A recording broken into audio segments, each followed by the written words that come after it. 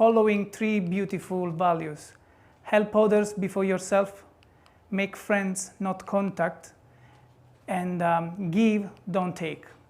So with this value, we expanded globally by creating monthly events where we host speakers who already went through their challenge in the entrepreneurship journey, and together with the audience, we discover how to overcome that challenges. Today we have a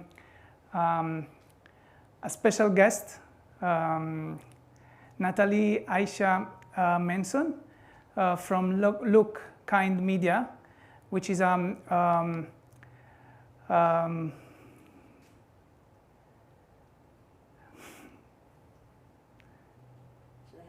my brain is, yeah, it's a creative production company, film company, that already has a track record on publishing on global, I don't know what's happening with me today, global platform like Al Jazeera, BBC, Netflix, Vice, and the focus of the conversation is to unleash your superpower by navigating life with your moral inner compass.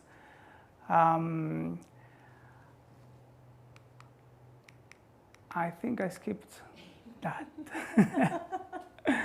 So yeah, I want to be honest, I came from a very interesting last month, and I'm still not really full recovered. That's what I'm realizing.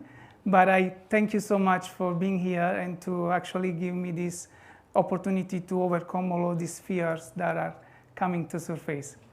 Congratulations on your new one. Thank you. Thank you. So I also want to say thank you to the host, Tess, which is the partner in Lighthouse. Hi guys, and welcome to Lighthouse. We're really, really happy to be hosting Startup Grind again.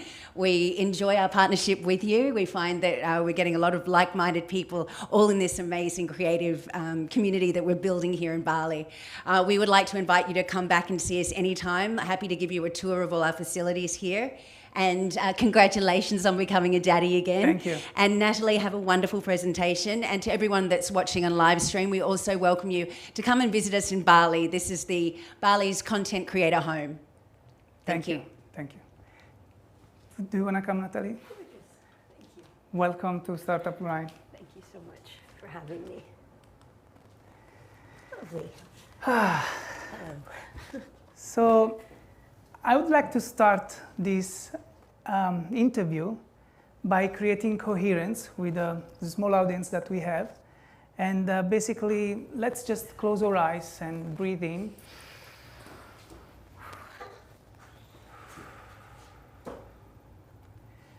And I invite you guys to ask internally a question that we would like to receive an answer. And maybe in this conversation, we all receive our own answers. We don't have questions to follow. We are just trying to connect on the coherence of the field. And it's an experiment. After we can test.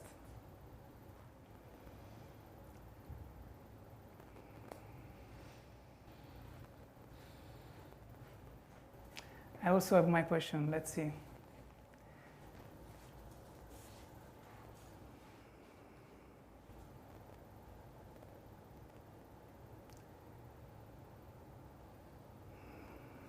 Natalie, I give you the opportunity to connect with the audience and explain a little bit who you are and how you became the woman you are today. Thank you so much, Andrea. Very, very big question to answer on how you became the person you are today. I think maybe like all of us in the room, I'm changing every day. Some days I'm stepping backwards, some days I'm stepping forwards, and that's just the reality of life. I think yeah, it's interesting. Like I'm turning 40 years old next month, so it's a very reflective time for me of a decade shift in understanding who I am as a person, And this has been very useful for me preparing for this, just to think of my journey to date. And I think it's an interesting one. You never know where you're going to end up, and things that I believe in is risking it for the biscuit, as I like to say. Like, if you got to take serious risks, and I think also I've learned the hardest lessons through things that just came out of nowhere. Sometimes we have no idea. Life just smacks us in the face and we have no idea what's going to happen. And yeah, I set up my company, Luc Kind Media, a few years back. Started out doing very high-end commercials and then moved into the documentary space. And yeah, I don't know. Success, it's a funny one. I think success is like it's not like, oh, yes, now you're successful and you've reached a place. I don't think anything works that way in reality. We're all just kind of flowing on the journey and doing the best we can. Thank you. And during your, actually one question that I want to ask you, we know your superpower is to navigate life with your inner moral compass, but what is your secret power? Probably one of the biggest secrets, which is an important one today. We live in an age of celebrity, where gone is the celebrity worship. It's still there, but now it's like a me worship, and everything's about me. Even if you're a plumber, you're meant to have social media and a digital twin and be promoting yourself. And we live in this world where like social media is just rampantly taking over all of our lives. And I think my secret superpower is probably like holding back. I'm a really big believer in keeping some things for yourself, and not because it can be very easy to, and I see it happen with people where you think you're doing things just to do it or to promote, and that can really, the ego is a very powerful thing, and it can turn into a monster almost, and then it feeds insecurities that you didn't even have, and it can be a really hard path that people get stuck and go down. So and I think that's my secret thing right now, is like, just don't share things. You don't need to tell everyone what's going on. Like, sometimes keep a win or a bad, and if you want to share it, do some things, but some things, just keep it for you. Thank you. And what does it mean for you navigating life with your inner moral compass? It started with my dad. I'm lucky to have a very close relationship with both my parents, but me and my dad, we've got like a soul connection. I could tell him anything, really a special thing. And since I was very little, he's kind of told me that, like to follow my own moral compass. I think maybe to explain it best, I give you a little bit of my background. My mother is from a Middle Eastern country, Muslim, from Abu Dhabi. My father is English. Very, very different worlds that they were from. In fact, when they married, it wasn't even acceptable for them to marry whatsoever. And when my dad was going through that process of marrying my mom, he spoke to his dad. And his dad was like, that's nothing, son. Because his dad was English and married a German lady during World War II. So I'm kind of from this family of different sides. And so I lost your question. I got lost in my source. The navigating life with Yes. So I think that for me, like, because I've had so many different influences which come from different ways of living and ways of being, it's almost like there's no correct path other than your own path, and only you know that. Like, only you know when you're doing something, if it feels like it, not only coming from a place of fear or coming from a place that just feels good to your soul, but on a deeper level than that, it's like something might be fine for you that's not fine for me, right? So it's just sticking to what is morally true to you, no one else. Not even your brother, your sister. It's very individual, I think. Yeah. And how do you keep yourself centered with your own truth and not be stuck in the mind or the fears? God, yeah, the monkey mind. The monkey mind can really hit you. And I mean, me personally as a woman, I think we go through a monthly cycle. depending on when you catch me in that month, it might be easier or harder to control. And I'm sure it's the same with guys. You know, guys also are going through their own phases in life and pressures. So it's a hard one to control your mind. And I think I've kind of learned things that work for me. And it comes down to, I guess, some people are introverted, some are extroverted, some are ambiverted, which is somewhere in the middle. And making sure that you're taking time to feed your soul. And feeding your soul might be going outside and staring at a flower. It might be going to a rave. It might be reading a book. You know, and it might be all of those things, whatever it might be. But I think finding your inner peace is almost doing things that light up your soul. And what you said earlier on one of the main things of Startup Grind, can be me. So it's also stepping out of me and looking at someone else and helping someone else and stepping out of ourselves, because we're all here just trying to connect with each other and find ourselves. Focusing on giving. Giving, exactly. Exactly. And let's make this a bit interactive with the audience, right? So, any of you in the audience knows already what's your life task? Do you guys know already what's your purpose?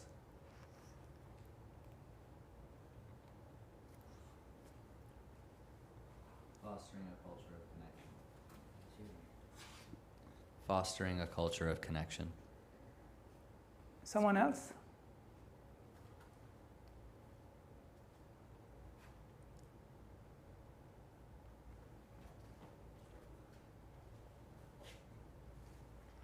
I find that it changes and adapts.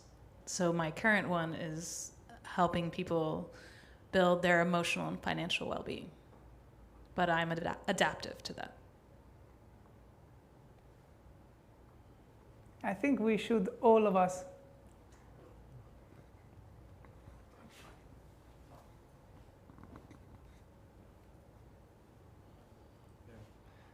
I think it is for me to empower people to use technology and not be make technology useful for them, for people, so people are not. I'll start over. Sorry, I'm also like, my head is spinning. I want to formulate it right. Now, I think like technology is something beautiful and useful, and I want people to realize that it's beautiful and useful for them, and it's not a threat or something scary, but something that is empowering. So I would like people to be able to have that connection with all kinds of technology. Beautiful. Yeah, I will say for me it's about building bridges. It's just kind of connecting the right people with the right mindset. I think it's based on me too as an individual, getting the right people around me, and in doing so, kind of, building bridges. To me, it's still unclear, so that's also part of the reason why I'm here in Bali. So I feel like right now it's about listening, really. So I'm going through this phase where it's very important to listen, to hear, to have these inputs, and maybe later transform it into something else. So how do we understand if the mission, the purpose that we have, it's the right one? I think this can be one of the hardest questions ultimately to answer. It's like the question of life, and much like you shared, maybe it changes at different times, and maybe it changes depending on where you're at. Like if you're family focused, if you're work focused, if you're community focused, career focused, where exactly your brain is at. And who knows, again, maybe this is too ooh la la, but who knows if you even find it in this lifetime, or if you're a wise soul and you've been here for the 90th time, you know, I don't know, that's one option. Who knows how it works and how it could be. but I guess we're all here trying to figure it out. So in a sense, we're all alone, but we're also all together, which is like a really beautiful thing. So you believe in reincarnation? I think so. I'm not sure. I mean, I certainly believe in, I don't know if I'd call it reincarnation in the sense of us coming back to this planet in this time, but maybe, and again, maybe this has come through a trip or a certain experience past that I've had. But I don't know. I've got some theories of maybe we're living the same life but making different choices, and it's until we crack whatever our dharma is, you know, who knows? So maybe you're on try 85, maybe you're on try 5, or maybe none of that's true. You know, again, I'm from a Muslim, Christian, universe-loving background, so who knows? But it's beautiful to have a belief, even if that's one in a love of technology, whatever it is that keeps you going and lights your fire. So basically what makes you excited, it's what you need to follow. Exactly, totally. What Okay. really sparks you and gives you an inner joy, we got to run to that. It doesn't matter where it leads. Yeah. If it gives you joy, you go Yeah. for that. For sure. And don't get me wrong, I think certainly like in my own work career, it's not always going to be that. My God, sometimes you've got to do stuff you don't want to do at all. And it might take you down a different path, but that comes back to your inner moral compass and always like checking in with yourself. Oh shit, have I drifted off this way so far that I'm out of this? Come on back. So basically you are saying that first you commit on something that excited you, and then whatever comes after that commitment, you need to face any circumstances. In some ways, follow. yes. And in some ways also it's finding that joy in whatever you might be doing. Like especially because I focus on documentaries in my work, people often ask me like, wow, what's your passion project right now? And I wish I could answer and say, oh yeah, I'm just doing this because I love it. No, sometimes ultimately it's because that's where the funding is. But I think it doesn't matter what the topic is and what the story is. And I've been, I think, lucky to work, whether it be with like Trump MAGA people or whether it be with Afghani refugees, like it doesn't matter who it is, what the scope is. If it's technology, for me, I can find a connection point and the humanity in any topic. And controversially, I'd even say any person. Like I'd say even, and I've done some films with people who have done very bad things in their lives. But they're still a human, and there's a reason why they've gotten there, and there's even a beauty in that person and that story, right? So maybe you go down a dark story that might not be your passion, you know? But you still need to find your own. Yeah, you see it. It's perspective at the end of the day. Which is inside you in reality. Yeah, that's it, right? And mirror effects too, right? Like sometimes it's like whoever you're meeting, I don't even know if it's called the mirror effect. I'm sure there's a real name for this. When you're meeting someone, and it's very common, isn't it, where something will bother you about someone. Why is that? It's because it's something that bothers you about yourself. And likewise, you might see something like someone sees you in a magical way, so you feel magical, right? So it's like a mirror, constant game of smoke and mirrors that we're all running around in, I guess. And you also did a documentary on Bitcoin. Yes, yes, yeah. What's your relationship with Bitcoin? How long have we got? We got a few hours in here.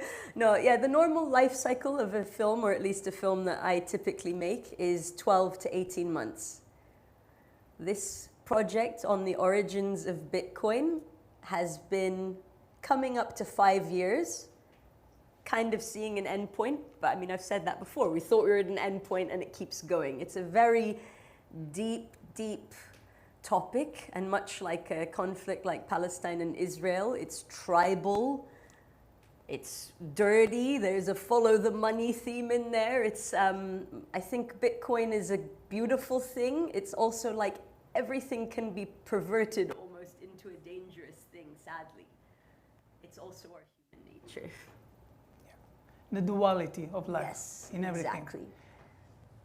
And the duality in life, how does duality related with your and following your inner compass, because in reality you always need to make a choice. Yes. Right? My gosh, yes. And for example, I have an experience where I felt I made the wrong choices, and after 3-4 years, these wrong choices, they came to surface, and they kind of become a psychosis in my brain, right? So how do you address that kind of thinking of the wrong choices, for example? Again, I've also had several choices that feel like a wrong choice, and psychosis, been there also. Not an easy thing to go through by any stretch of the imagination, which is where we're, I guess, ultimately playing or nightmare dreaming in. Yeah, it's a really deep, deep question. I think that ultimately, like, there's no wrong choice, and they call it, some people call psychosis a breakdown, some people ultimately call it a breakthrough, and I think that's for a reason, right? Like, some of the best things that have happened to me have come from pain points and going through wrong choices, and either it's a wrong choice maybe that you've done yourself, or something that's out of your control and a wrong choice that's just happened to you. Either which way, you're gonna learn from it, you're gonna grow, and maybe years later, that thing that bothered you or that was hard and was awful is gonna have some flip opposite superpower, literal superpower effect for you. So there is nothing wrong. In reality, it's a breakthrough. Yeah, I don't think there's any wrong choice, like literally. And even saying that for people, again, like when you're talking about people who are like murderers or who are in prison and who have done, you know, made some seriously, which we'd all agree are wrong choices. They've made wrong choices for sure. Like, I'm not saying that isn't a wrong decision, but it's almost the cause and effect thing, like looking at the path and someone's whole life who got them there. We all, and you just had, you know, a baby as well. We've all come into this world as the same gorgeous young babies who are all pure, right? So ultimately it comes down to that for me. Yeah, I received my answer on the question that I asked myself. What is your answer? Well, if it's difficult to verbalize now, but basically there is nothing. Where I arrived, it's a force of life. There was no other way. I had to be where I am, and the only way is to go through it. That's the answer of the question that I asked myself. So the question is deeper for me. And any of you already received any answer of the question that you guys had in your mind? So Answer the question we had. yeah, before when we started, I said just inside yourself, ask a question that you would like to be answered. Ask a question to yourself, and see if by speaking we get that answer. So any of you had that answer?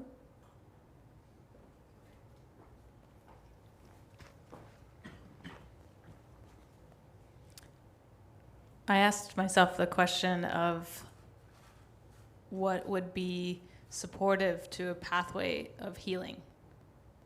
And one takeaway that arises in this conversation that I've also been hearing through different books that I've been reading and listening to is like going through the pain and going through the hardest times in your life is often the pathway to healing.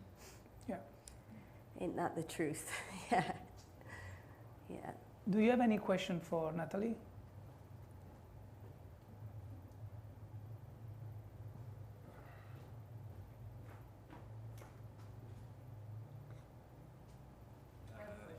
How do you hear your inner moral compass? How do I hear it? Or see it? Or feel it? Yeah. I feel it. I think it's a feeling. Yeah, I think it's a feeling thing. And I think I almost feel it most when I'm going against it. And it can be a small thing, like when you're having a conversation with someone, say, tiny weird example, but say you're having a conversation with a friend who's being bitchy or something, and they've said something negative or just ugh, and you say something just, oh yeah, and it just doesn't agree with yourself. That's like a minor version. And then even more so with work, and you might take something on and do something, and all of a sudden you're like, oh, this just feels yucky. I think we all know when something inside of us just feels ugh, right? So you stay away from things that are not aligned with you, that's for sure. That's the easiest, probably. To try to, right? Sometimes we get stuck in the mud. It's a little hard to get out of there. No, it's the easiest to listen. When it's something it's off, we probably feel it. Yes, I think so. I wanted to ask you, it was a similar question, like, or, yeah, how, yeah, we all hear, I have always different voices telling me to do different things, like, how do I know which one is my moral compass, which one is my ego, because sometimes they sound very similar, right? Gosh, yeah. And, yeah, it's hard, and maybe, can I ask you like this? Please, even? so true.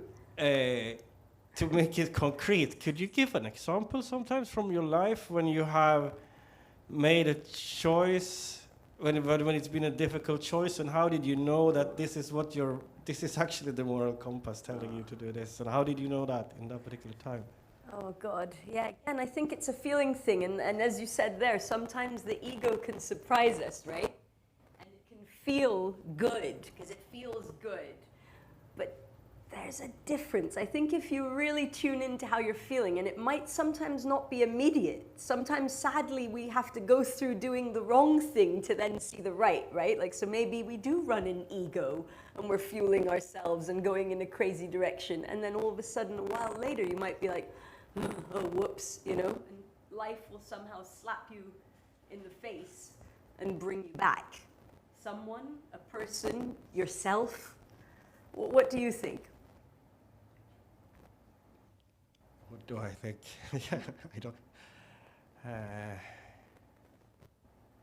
What do I actually think? Yeah, I mean, yeah, I know what I think about this, but it's kind of embarrassing. It's okay. No, It's embarrassing. I think it's easy for everyone else, but I think I have this ADHD something on the letters, so for me it's difficult, but everyone else seems to be able to do it just fine. That's what I actually think. Maybe it's not true. I don't know. I personally don't agree with that, because I think it's so easy to look at someone and be like, oh yeah, that person's got it together, or there you're like, oh yeah, I've got a superpower. Oh God, no, I've got a super demon too, you know, like trust me, you know, I don't think there's anyone on this earth who's like, yeah, I've got it all together, and if they do say that, it's just bullshit, really. I think. Yeah. Okay. Yeah, I agree. So I'm gonna go back to that question. So can you like feel into a business or life decision that you made, and then you're like really in the mud of it, and your inner moral compass is like going haywire with, oh my gosh, how do I deal with this situation? Like, does a story come to mind? Several, yeah, God, several. And again, this is where like I've sold out on multiple occasions.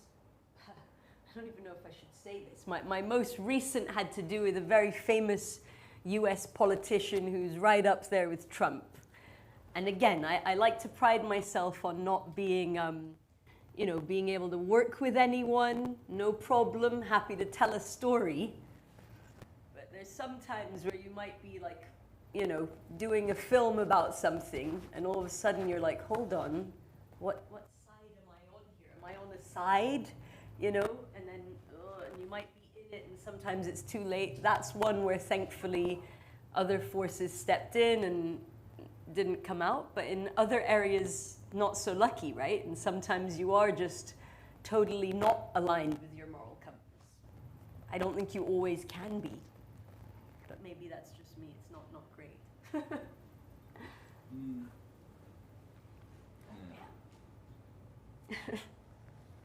And even when you are not aligned, recognizing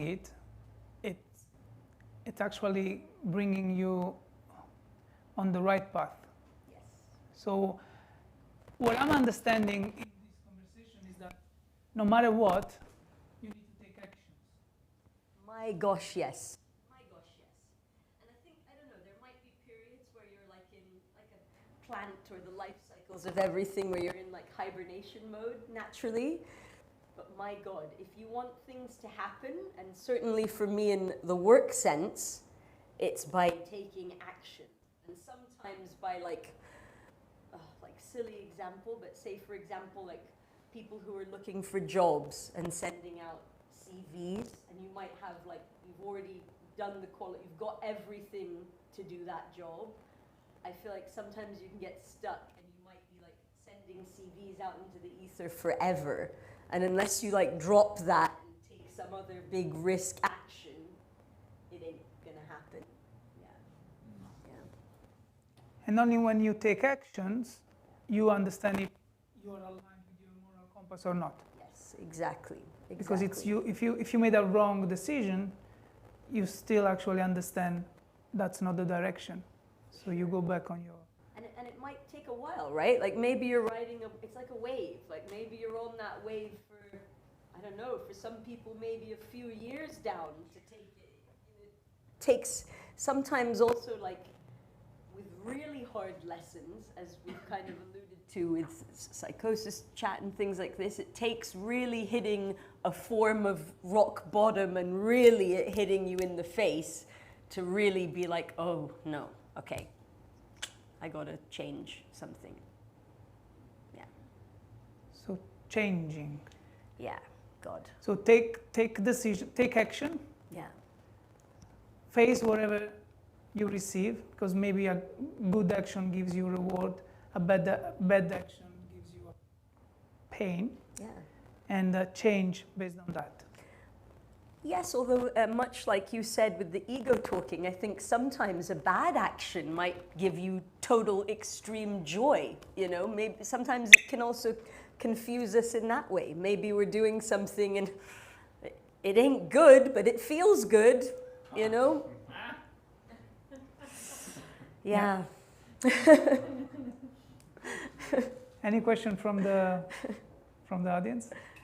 Yeah. I like story times. So maybe can you tell us like maybe two stories? Once when you did follow your inner moral compass, saying like this is the path that's aligned for me, and where the outcome was good, and when the outcome was actually bad. So two stories, please. I'm just gonna hit you straight with the first thing that comes to my mind when you ask. Work-related actually is the first one. Maybe I'm a bit too work-focused where I'm living right now, in my mind. I had like a really cool gig, like a really sweet job in, I can say it, in Dubai, working for one of the royal family guys, amazing budgets, able to like shut down roads, get a motorcycle, film very cool stuff. I was really in my element, loving my work. And at that point, I actually got offered some work by Vice. And to take it, I'd have to stop what I was doing. And Vice, it's no secret, they don't pay very well, basically, not at all. So it was a really big sacrifice at the time to almost, for me to lose a paycheck and a very, very amazing opportunity. And to jump into something that, first of all, I didn't know if it would be at the time it was a 3-week job. Luckily, it turned into a 1.5-year gig, but you never know where it would go. And that, for me, turned into like a trip of a lifetime, actually, in Saudi Arabia. In 2019, Saudi Arabia went through like mass changes. For the first time in 30 years, cinemas opened in the country and people were allowed to go to the cinema, and it was like a beautiful thing to watch, and all of these creative people who have just been unable to tell their stories were all of a sudden able to do so. Women were able to drive. I did a very, very cool project in a place called Al Ula, which is actually the size of Belgium. And I don't know, depending on people's ages, if you've seen Indiana Jones movies, but that's the Nabatean kingdom where that is filmed. And there are structures, like hundreds and hundreds of structures like that still in existence. And this was only open to Hajj pilgrims for 30 years to cross. And I feel very blessed to have been one of the first people as a journalist to go there. And the Saudi government did some work with the French government to bring in their archaeology teams who we were with. And it was one of the cool experiences of my life, and I would never have had that. I was in a very good job situation, and it was just a really, like, truly life-changing trip and time for me, and even meeting these guys, and we'd literally be there and say, excuse me, and the archaeologists would ask them, sorry, can we just dig here? And they'd literally dig from like here to the floor, and they'll find an entire underwater canal system, or the fact that lions were there. It was just like for me, my probably highlight of my work life personally. Yeah. Yeah. Second story. So second was what? Sorry, remind me. It was a bad. So when you follow your inner moral compass, you follow it, so you go for the decision, but the outcome turns out sort of bad. Okay, that one I have to think a little longer on, because I almost, maybe it's I'm learning about myself through the question. Maybe I'm like blocking out the bad or something, or I'm like, that's fish and chip paper bye, I'm not remembering it. Let me think. Oh gosh, should I be really honest? Yeah. Okay. Okay. In my life at different stages, I've had really loved smoking marijuana. Loved it. And there have been times where I have known, and some people, I've got friends, they can smoke and it brings out their most creative self. Everyone is different, and also using, whether it's a drug, whether it's a work habit, whether it's the gym, for different reasons. I really believe that as well. Like maybe you're doing it, like drinking as an example. Maybe this person drinks and it's okay. This person's drinking to squelch like an inner pain, and it ain't okay for them, and it's gonna end badly. Certainly smoking weed for me, yeah, that was a time where, like, I think it's easy also with things like that make you feel good, to feel like you're doing the right thing for you. And I kind of convinced myself at one stage. There's a guy called Stephen Kotler. He has, I love him. He has a really cool theory about flow and finding your flow. And I still believe that to this day. You can find it by doing something, like we said, that just lights you up. Like maybe it's snowboarding or surfing, and you're in it, and then all of a sudden creativity pours very easily and naturally, and you're like your best thinking brain self. For a while, I convinced myself that, yeah, if I had to smoke to get to that place. And for a while, it was like, whoa. And then I ended up a bit, like you said, on the psychosis page. So I think that's probably the best real example I could give there. Can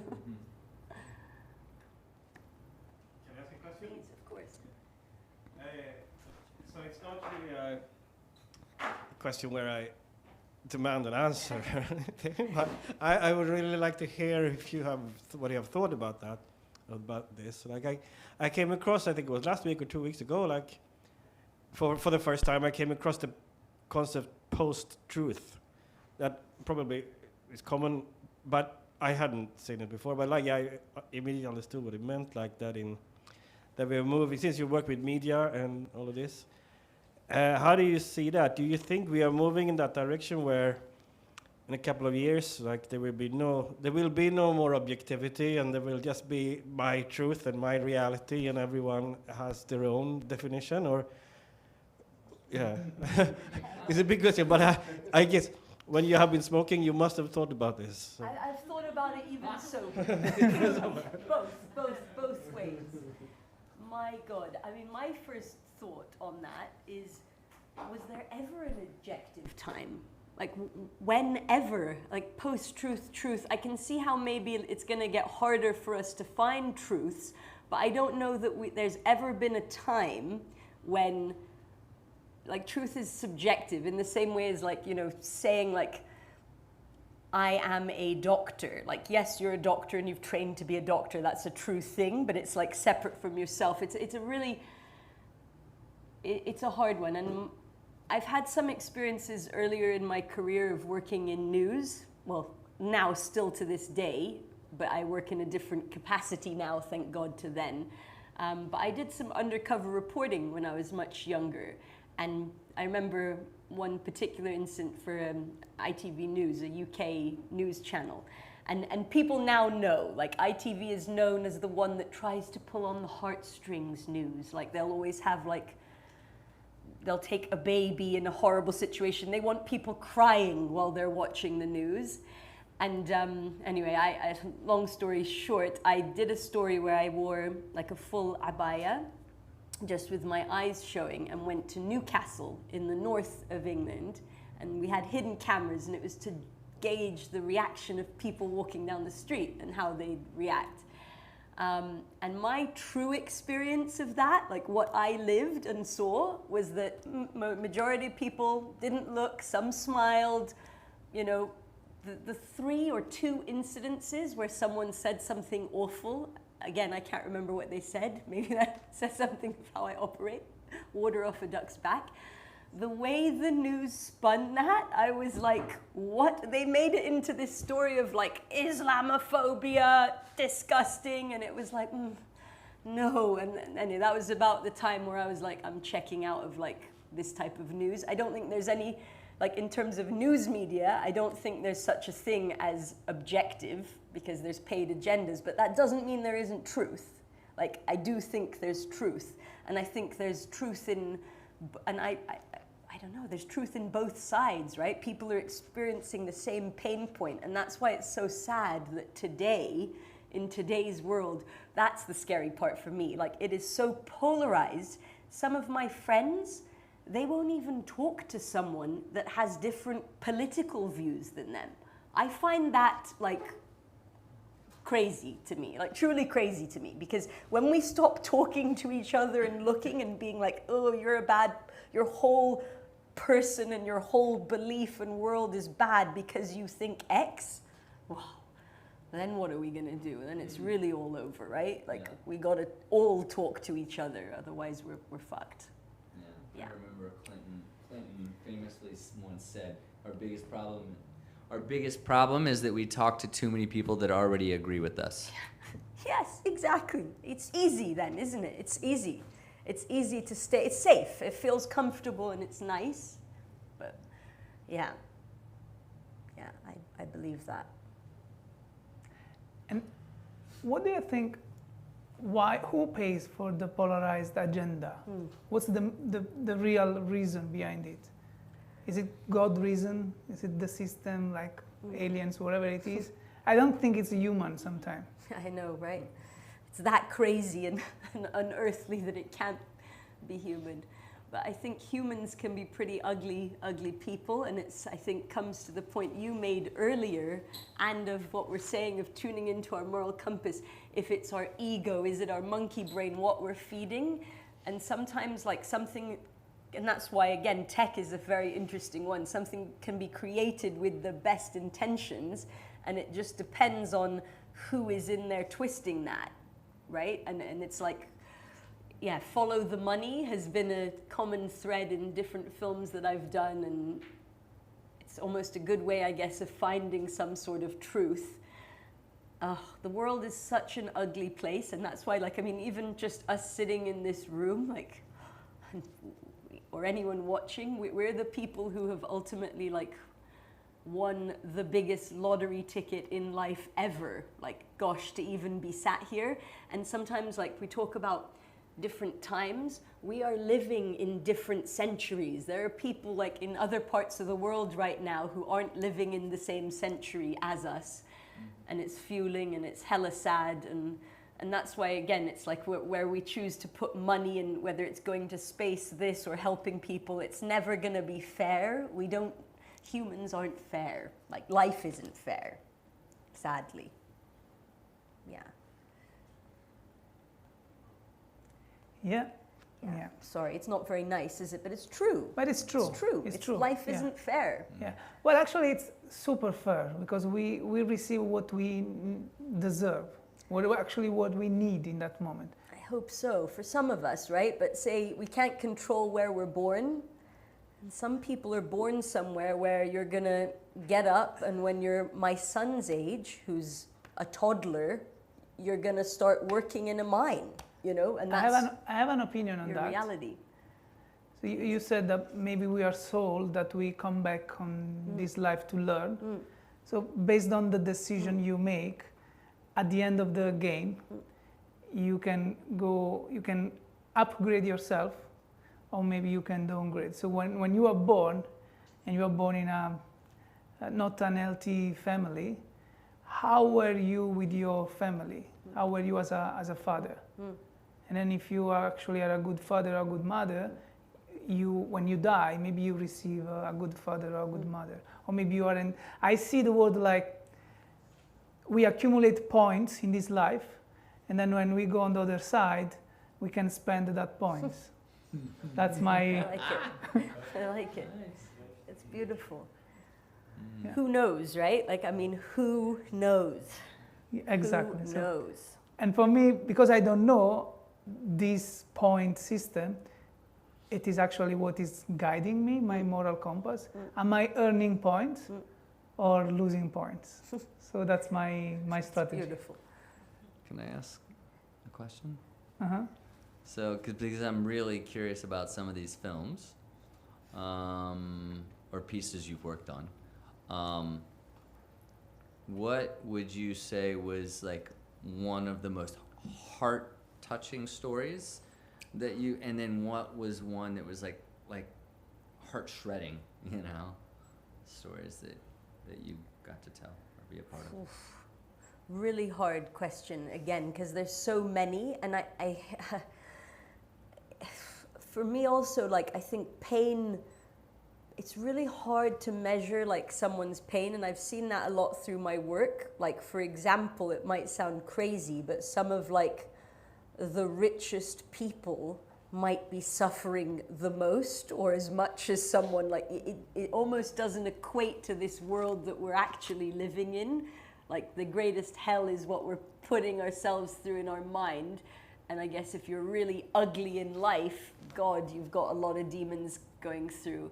And as I alluded to earlier, certainly people who have been, have really done some bad things in this life, that has probably, I guess what's shredded me the most is probably hearing of someone who has done really horrible, horrible things, but maybe when they were a child, they had horrible things done to them, and it's just witnessing this cycle of shit, and then a system as well, a prison system that's set up not to actually rehabilitate or help people, but the complete opposite, and particularly witnessing very young people has really, I guess, shredded me.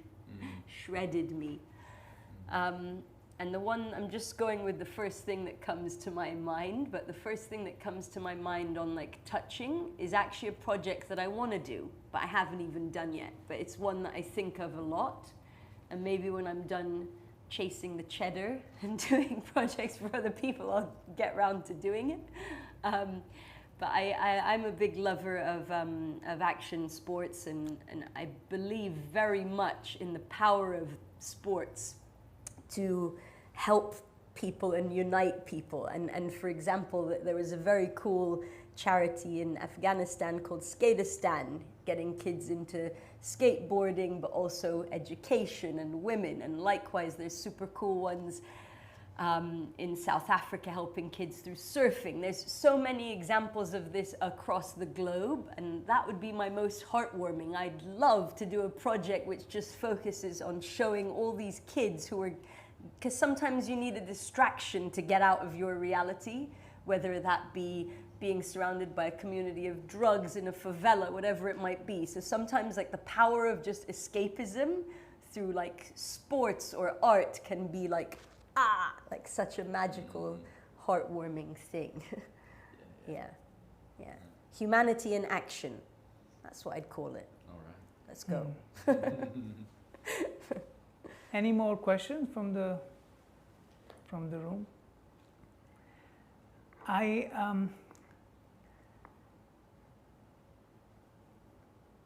think we learn by doing, and by documenting experiences, other people's lives, right? In reality, you place yourself in one of the most interesting jobs to learn life, because you can see multiple scenarios. How does this lifestyle help you to grow? Oh, big time. Like a bit like I alluded to earlier on my family being from different places. I think that's always been in me, and I'm not this person to be like, okay, if I'm with a bunch of, I even from a young age, like if almost trying to see the difference, like if I'm with a bunch of our kids, then I like to stand out and be different. So it's like this mixture of like not being afraid to be yourself and standing out, but also seeing like that humanity in every single person. I think that's the most important thing that I've seen across the board. And a little bit, again, that idea of like someone who people can be from completely different walks of life, but going through the same thing and find the same, like, and if only they knew, if only they took away all this other boxes that we've put on ourselves, these people would be the bestest of friends, and finding those like common threads that like unite us all as human beings, that's like, my God, my favorite thing in life. And what is for you this common thread?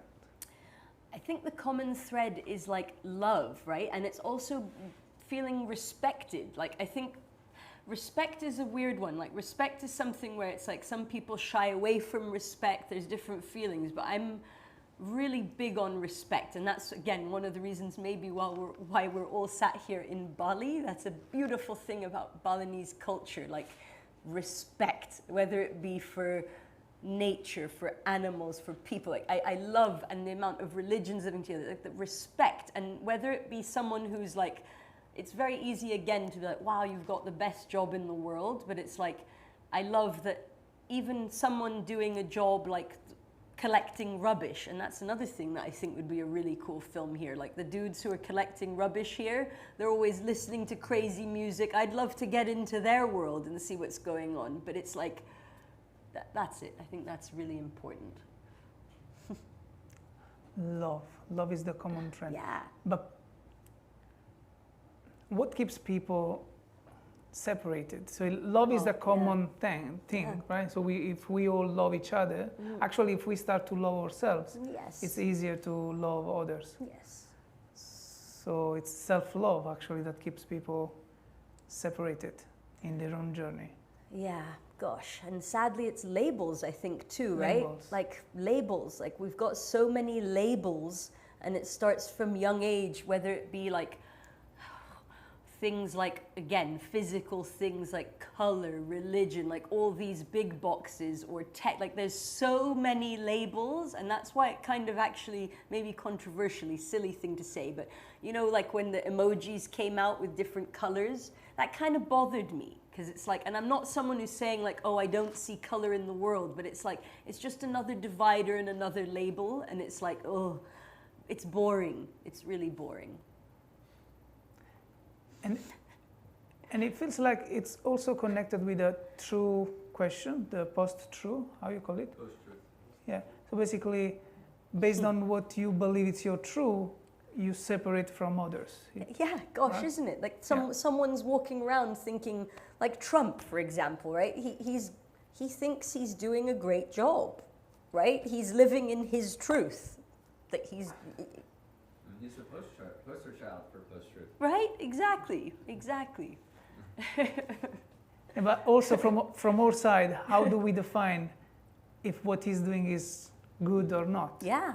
I mean, Well, I guess it's the damage to others, right? Like it's also like if you're living a life, and again, comes back to what I love about the Balinese culture, like if you're doing something and it's offending someone else or hurting someone else, fuck is that? That's wrong. You know, that's immediate. That's a big red flag of like, this is not right. balance. There is no balance. Yeah, and I get it. There's maybe in some ways you could argue that, and especially nowadays, like with people saying things, it's hard not to piss someone off, like to please everybody, but still even in that, like you can live your life, as I can tell every single person in this room does, you can live your life, and that comes back to the inner moral compass, where you're doing good for the sake of goodness itself. You're not doing it for any other reason, and yeah, you might do little bad things and you might fall off. It doesn't matter. We're all good people, and that's the best we can do, right? Exactly. It's just to be good. To be good. Yeah, can I ask one thing? You talk about color or labels. Yeah. Yeah, what's your label for yourself? No, not for yourself. What if because I've been thinking about that myself. Like, what's my identity? Who am I? Like, I am. Like, we can start by identifying ourselves with the football team. Yeah. Yeah, I am that kind of person who cheers for that football team. But no, that's not real. That's not my real thing. What am I? Am I my skin color? Am I my profession? Like, and then if I try to remove, or if you would try to remove as many of those as possible, like what's then left at the core? What's actually you? It's beautiful. I love that so much, because that's the best thing ever, to like strip down and lose those labels. Like, I think we're all just ultimately trying our best, and we are all love. Like, I hope it's just love. Like, I hope literally we're all little love baby balls. Like, we're all still babies, ultimately. Just playing out here and trying, you know? Like, even my grandma, who's still alive, she's like 98. And she's just got such a cool attitude to stuff. Like, almost it's really easy to get stuck in, like, am I this, am I that? And as you said at the start of this session, God, we're changing all the time, as are our goals and wants and needs. And by the time we've like met our future self that we want to be, we're striving for something else. So important to kind of like give ourselves a hug and a pat and be like, yeah, you know, I'm doing pretty good. We're trying our best. And you should feel proud of yourself, like truly proud of yourself. We all should. Yeah, yeah. I'm actually proud of you, proud of this conversation. I'm proud of you too, for doing this and making it happen. It's beautiful. Yeah, so nice. I received so many, while I was interviewing you, I remember why I followed through with this, the organization of this event, because in my crazy 10 days of labor with my wife, you became one of my psychosis moments. I just remembered. So choosing, you were connected with one of these psychosis moments, and I followed through, and I continued to create this event. And today I received so many answers to that moment. Thank you. Maybe we're meant to meet. Yes. It's beautiful. Yes, yes. Beautiful, like truly gorgeous, like gorgeous. Yeah. No, life always amazes me how magic it is. Yeah, yeah, and I believe in that too, like signs and things, and super cool when it works, when you're in flow and it's happening. And you never know why things happen in certain ways. Yeah. The only thing that I learned is just keep taking actions and learn from that mistakes or whatever we want to call. Just keep taking action. We need to wrap up. Thank you so much for this interview. I really learned a lot. I hope you guys learned and you enjoyed this moment. Thank you for your time, for being here. It's beautiful. And now we have a bit of community time. Let me give you a hug. Love that, of course. Oh. Thank you. It's gorgeous. And usually with the startup program, we give always a microphone to the community. And today we have Mel presenting herself and the service that she offers. You can... Love it, love it. Thank you so much. Thank you. That was awesome. You can sit here. Yeah. Stand here. Yeah. Hi, everyone. I'm Mel. That was such an amazing conversation. Thank you so much. Really meaningful, heartfelt, and unexpected. Very pleasant surprise. So thank you so much for that. So I'm here to just give a little quick talk about what I'm up to. The invitation from Andrea was very welcoming, so thank you very much for that. So I'm Mel, and I help people build wealth and well-being. And after almost 2 decades of working with entrepreneurs, coaching and consulting business leaders, I noticed something. And what I noticed was that people are scaling their businesses, but they're very much neglecting their personal finances. And so maybe you can relate to this. Can you raise your hand if you've ever poured so much into your business and not taking care of your personal finances? Do I get 100% in the room? Yeah, and I'll raise my hand to that too. So obviously, as you see, you're not alone. And so many people that I talk to, almost 100%, are in that boat. And you know, this is very common, especially for people like who might be in the room. I'm making some assumptions here, but we're a bit out of the box. We're entrepreneurs or creatives, business leaders, expats, global nomads, and we're often so out of the box that we don't even know what to do with our personal finances and how to approach that. And even, you know, if you're more in the box too, even people who I talk to, they might work in finance even. They're not taking care of their own personal finance, which is quite surprising. And this is why I am very passionate about the work that I do. So I help people build emotional and financial well-being. And through that, I really look at all the different sides of what it means to be wealthy and what does it mean to actually cultivate wealth. And I'm not just talking about money and financial wealth, because I think what goes really hand in hand is that wealth can be a mindset. Wealth can be the state of your nervous system. Wealth can be your relationship to money itself. Wealth can be also time with your family. It can be lifestyle, location independence. All those different factors come into wealth. And I think it's really important that we look at this. And I wonder, why do we not have the tools that help us focus on growing these personal aspects of finance? Because I don't know about you, but it wasn't taught to me in school. Anyone get taught personal finance in school? I see a lot of heads shaking. No one showed up to hand me the roadmap of like, hey, here's what you need to do to manage your finances.